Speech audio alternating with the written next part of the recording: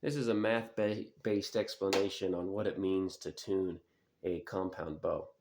So when you pull back a string and you let it go, there are force vectors. There are forces being pushed off that string.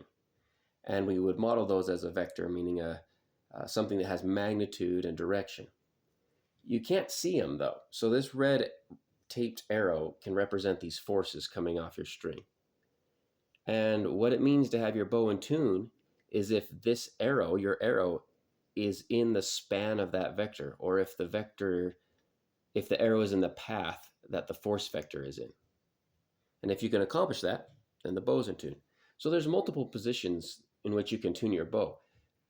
If your force vector was off a little bit and you move your arrow over to get it in that path, it's tuned. Or if it's pointing this way and you move your arrow over and you get it in that path, it's tuned.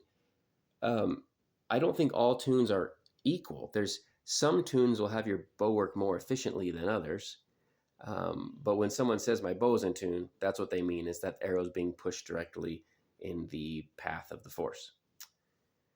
It's really chasing after perfection. Is it possible to truly get your bow 100% in tune? No. There will always be some sort of gap between them.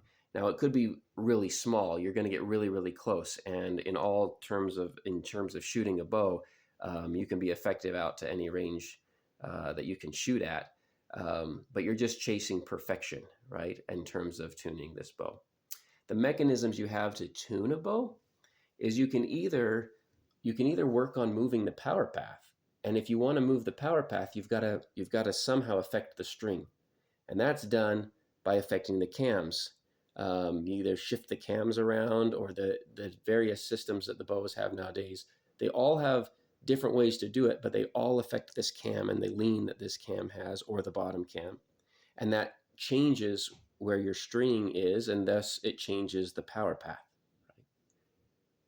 Then the other option is you move your arrow. So you're like, maybe you don't want to touch the power path, anything that's invisible that you can't see, but you can shift your arrow to get it to line up with the power path or the power vector.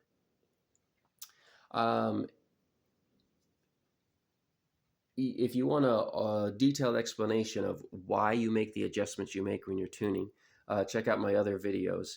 I'll go through a complete compound bow tune explaining why we do each step. But that, in summary, is what it means when someone says their bow is in tune. It just means that their arrow is lined up with the force vector coming off their string.